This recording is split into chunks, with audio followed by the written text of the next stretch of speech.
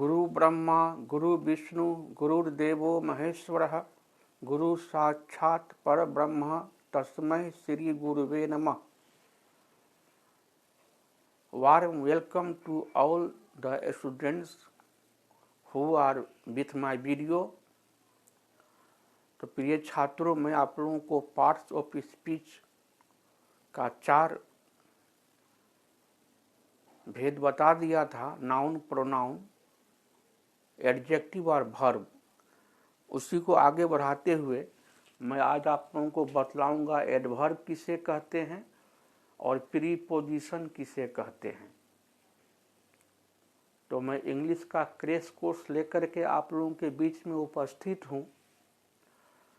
Grammar और translation और composition का जो पोर्शन होगा वो तो सीबीएसई बोर्ड के विद्यार्थी को, आईसीएसई बोर्ड के विद्यार्थी को भी उसी तरह फायदा पहुंचाएगा जिस प्रकार से बिहार बोर्ड पटना के 12वीं यानी कि आईएससी, आईकॉम, आईए के विद्यार्थी को और बिहार बोर्ड से जो 10वीं का फॉर्म भरे हुए हैं जिनकी परीक्षा 17 फरवरी 2021 से होगी, तो इन तमाम छात्रों के लिए एक समान उपयोगी होगा जो इंग्लिश ग्रामर से रिलेटेड मैटर रहेगा, इंग्लिश कंपोजिशन से रिलेटेड मैटर रहेगा, English letter, application, notice, report से रिलेटेड क्वेश्चन रहेगा। वो तो सभी को फ़ायदा करेगा, सीबीएसई बोर्ड वाले को भी, आईसीएसई बोर्ड वाले को भी, यूपी बोर्ड वाले को भी, झारखंड बोर्ड वाले को भी और बिहार बोर्ड वाले को भी। लेकिन मैं 10 मॉडल सेट जो है वो बिहार बोर्ड से जो आईएससी या आईकॉम या आईए की परीक्षा 100 का इंग्लिश लेकर के देंगे लैंग्वेज एंड लिटरेचर में, जिन इंटर के विद्यार्थी का 100 का रहेगा इंग्लिश, मैं उन विद्यार्थियों को VVI 10 मॉडल सेट दूंगा। उसका आप अध्ययन कीजिएगा। मैं उसमें कठिन शब्दों का स्पेलिंग और शब्दार्थ भी लिख दूंगा ताकि आपको समझने में, याद करने में दिक्कत नहीं होगी। तो ऐसा इंटर के विद्यार्थी को हमारे वीडियो के डिस्क्रिप्शन में जाना है, वहाँ एक लिंक मिलेगा, उस पर रजिस्ट्रेशन करा लेना है और उन विद्यार्थियों को ही मॉडल सेट मिलेगा जो रजिस्टर्ड रहेंगे।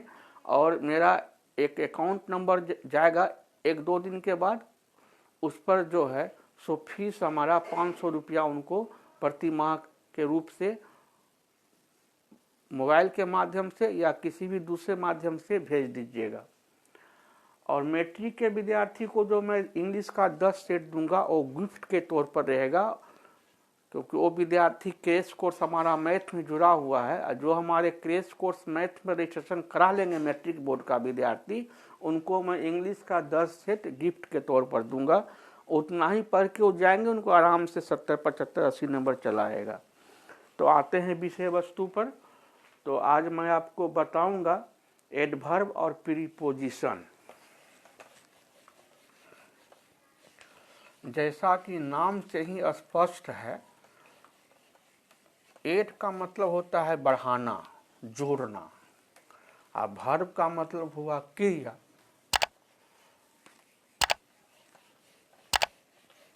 तो जो शब्द क्रिया की विशेषता को बतलाता है क्रिया विशेषण कहलाता है मोटा मोटी तौर पे। तो एड वर्ब, एडवर्ब का मतलब हो गया क्रिया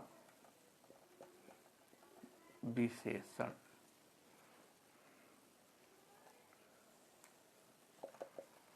वह शब्द जो नाउन और प्रोनाउन को छोड़ करके बाकी तमाम पार्ट्स ऑफ स्पीच की विशेषता को बताता हो, तमाम एडवर्ब कहलाता है। An adverb is a word which modifies the meaning of a verb, adjective और another adverb। और नेस्फिल साहब ने तो कहा है कि नाउन और प्रोनाउन को छोड़ करके एडवर्ब प्रीपोजिशन की ही विशेषता को बताता है, कंजंक्शन की ही विशेषता को बताता है।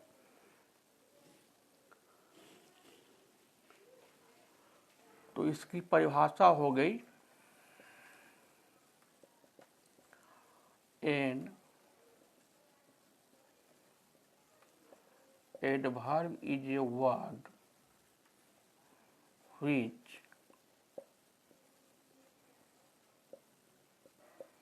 modifies the meaning of a verb, adjective, and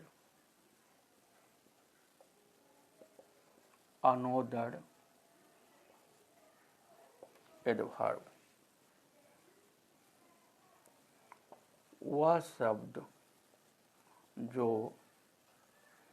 verb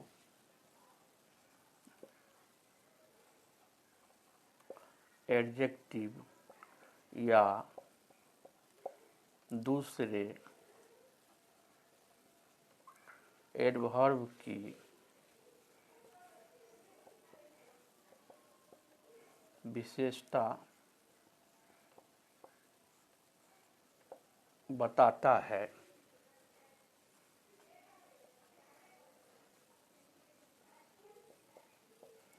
adverb कहलाता है। एग्जाम्पल में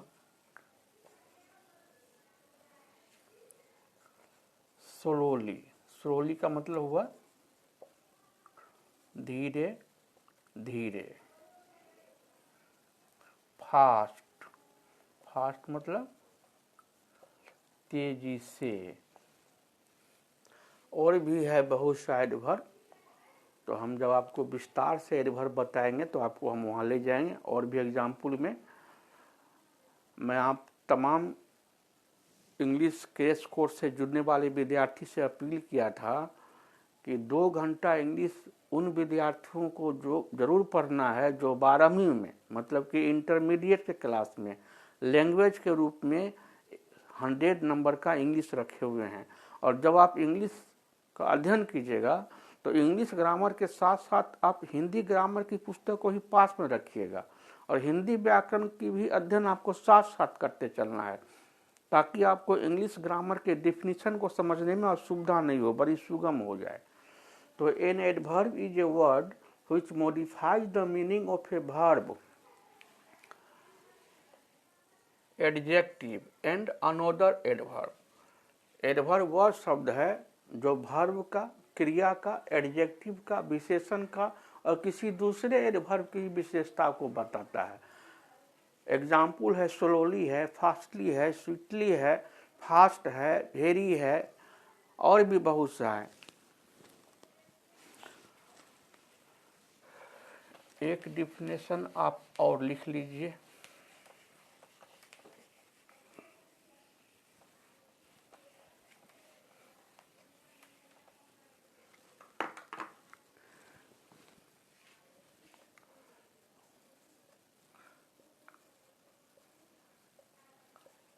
An adverb is a word which tells how, when, and where a thing is done. Adverb वह शब्द है जो बताता है कि कोई काम when मतलब कब हुआ, where मतलब कहाँ हुआ और how मतलब कैसे हुआ।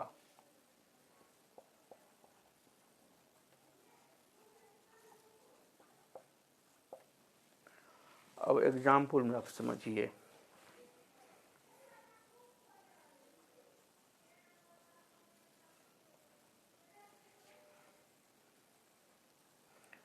I came yesterday, मैं कल आया। She speaks loudly, वह जोर से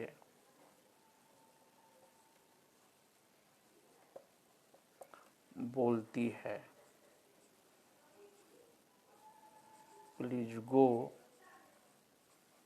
there, कृपया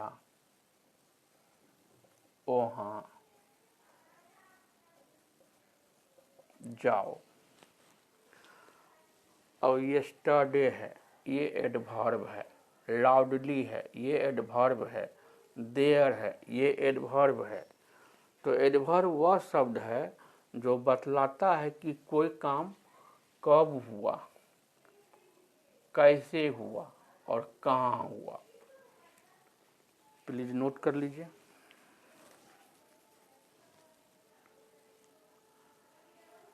तो ओल्ड इंग्लिश ग्रामर के अनुसार noun, pronoun, verb, adjective, adverb, preposition, conjunction और इंटरजेक्शन, ये 8 पार्ट्स ऑफ स्पीच हैं। 8 के 8 पार्ट्स ऑफ स्पीच हैं। और नए इंग्लिश ग्रामर के अनुसार, मॉडर्न इंग्लिश ग्रामर के अनुसार शब्दों को 2 भागों में बांटा गया है, फॉर्म क्लासेस और स्ट्रक्चरल वर्ड। इसकी चर्चा मैं 1-2 दिन के बाद करूंगा, तो इसको हम मिटा देते हैं।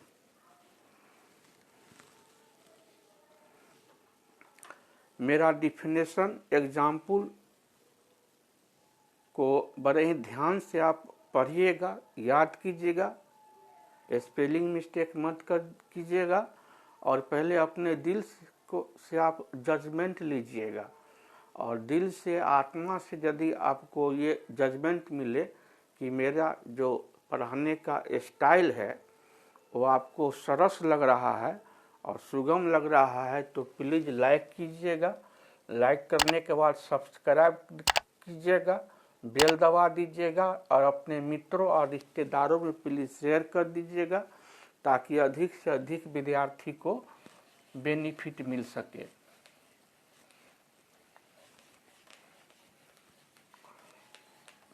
अब हम आपको बतलाते हैं प्रीपोजिशन।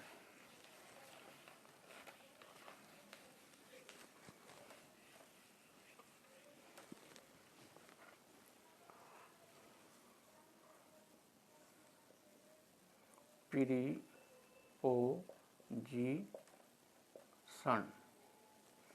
इसको तोड़ लीजिए। प्रीपोजी और TION अगर एक साथ रहेगा तो इसका मतलब होता है सन।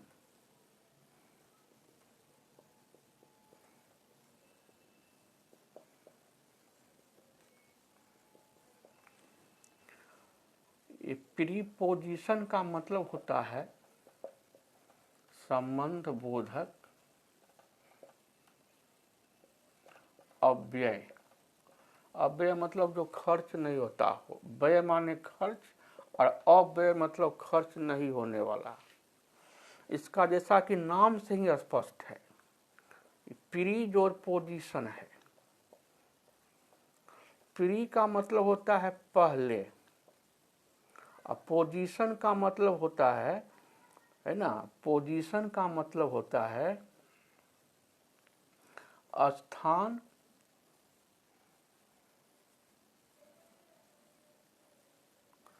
प्री का मतलब होता है पहले, और पोजीशन का मतलब होता है स्थान ग्रहण करने वाला। तो इसका डिफिनेशन क्या देंगे?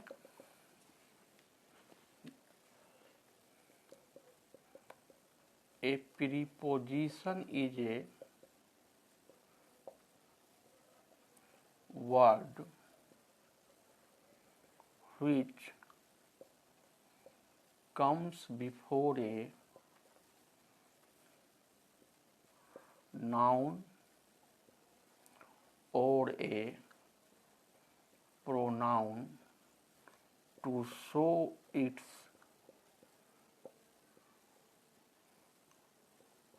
relation with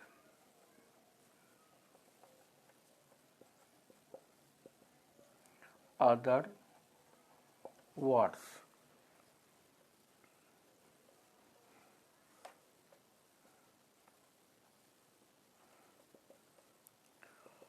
प्रीपोजिशन वह शब्द है जो नाउन या प्रोनाउन के पहले आकर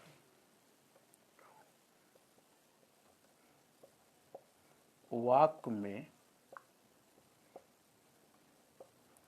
दूसरे शब्दों के साथ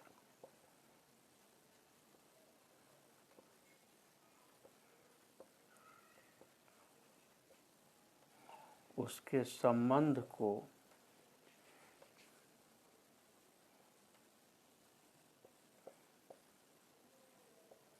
व्यक्त करता है। एग्जाम्पल का मतलब होता है जैसे, अब इन है, इन का मतलब होता है में या अंदर, और इनटू का ही मतलब होता है में या अंदर।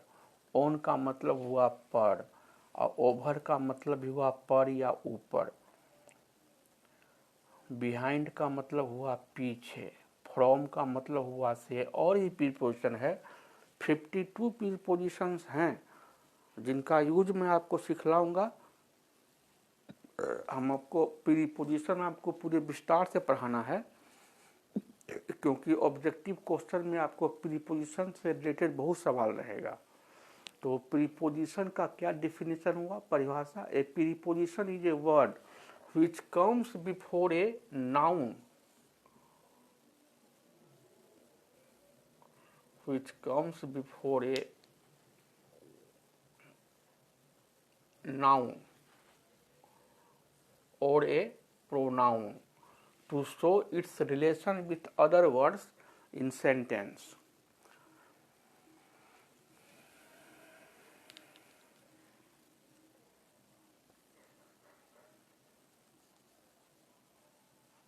सेंटेंस मतलब वाक्य।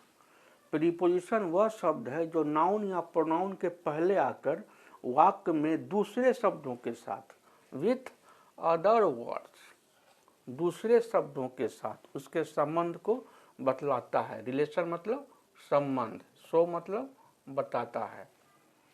इन है, इनटू है, ओन है, ओवर है, बिहाइंड है, फ्रॉम है, सिंस है, ऑफ है, ऑफ डबल एफ है। अब प्लीज परिभाषा को आप लिख लिए होइएगा, और ये तो मैं तोड़ दिया हूँ, अब इतना लंबा है। अब कोई वीक स्टूडेंट है तो भयभीत हो जाएगा, तो मैं इसको याद करने के दृष्टिकोण से इसको खंड खंड कर दिया हूँ।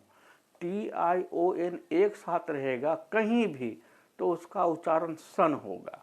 तो प्रीपोजिशन, तो प्री का मतलब होता है पहले, अब पोजीशन मतलब पोजीशन पकड़ना, स्थान ग्रहण करना। तो प्रीपोजिशन नाउन और प्रोनाउन के पहले आएगा, नाउन और प्रोनाउन के पहले आएगा, और वाक्य में दूसरे शब्दों के साथ उसके संबंध को व्यक्त करेगा। अभी आप समझ जाइएगा, अभी आप समझ जाइएगा।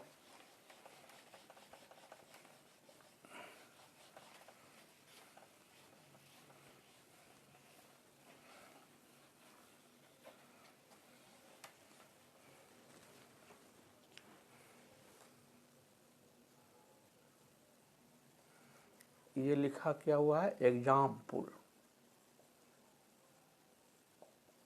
एग्जाम्पल का मतलब क्या होता है, जैसे, चाहे उदाहरण। अब एक उदाहरण देते हैं प्रीपोजिशन का।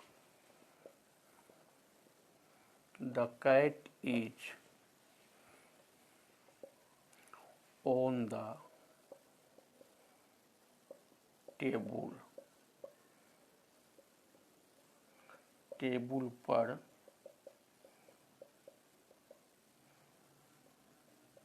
बिल्ली है। अब यहाँ पर ओन क्या है, प्रीपोजिशन है, और ये आया है किसके, टेबल के पहले आया है, ये टेबल के पहले आया है, और टेबल किसी वस्तु का नाम है, तो किसी वस्तु का जो नाम है, the name of anything is called noun, हम आपको बतलाए हुए हैं। तो नाउन के पहले प्रीपोजिशन आया, ये संबंध बता रहा है बिल्ली और टेबल के बीच संबंध बता रहा है। तो बिल्ली कहाँ है, हम तो आपको बिल्ली टेबल पर है, यानी बिल्ली का पैर जो है वो टेबल से स्पर्श हो रहा है, उसके सतह से। अब ये देखिए, ये देखिए,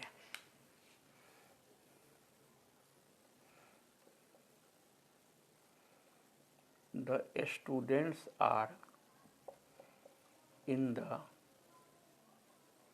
class, छात्र वर्ग में हैं। अब यहाँ इन प्रीपोजिशन है, और ये आया है क्लास के पहले। क्लास ये अब्स्ट्रैक्ट नाउन है, भाववाचक संज्ञा है, सॉरी क्लास कलेक्टिव नाउन है, समूहवाचक संज्ञा है।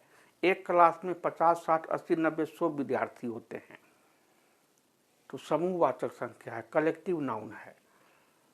तो क्लास क्या है, नाउन है, और इसके पहले आया प्रीपोजिशन। तो विद्यार्थी क्लास में स्थिर से 1 घंटा पहले से या आधा घंटा पहले से या 10 मिनट पहले से बैठे हुए हैं। विद्यार्थी की स्थिर अवस्था को इन बताता है, इन मतलब में, अंदर में, अंदर। और एक एग्जाम्पल फिर देखिए आप,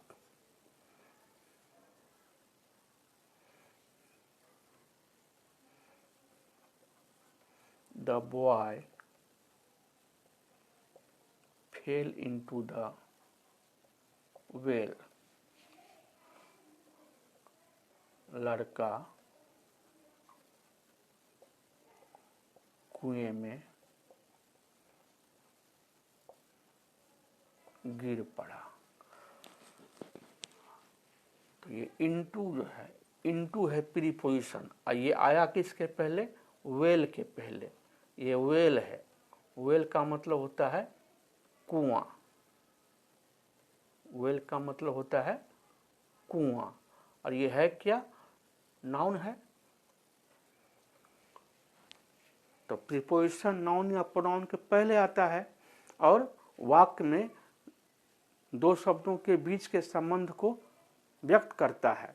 तो लड़का कुआं में गिर पड़ा, तो लड़का कुआं में ऐसे गिरा तो गतिशील अवस्था में गिरा, तो गतिशील अवस्था में इनटू, और स्थिर अवस्था में इन, और एक दूसरे को छूता रहेगा, स्पर्श करता रहेगा तो ओन, और यदि स्पर्श नहीं करेगा तो ओवर। जैसे हवाई जहाज जो उड़ता है तो अपने लोगों के सर के ऊपर से उड़ता है, तो over, over our head, the plane is flying over our head.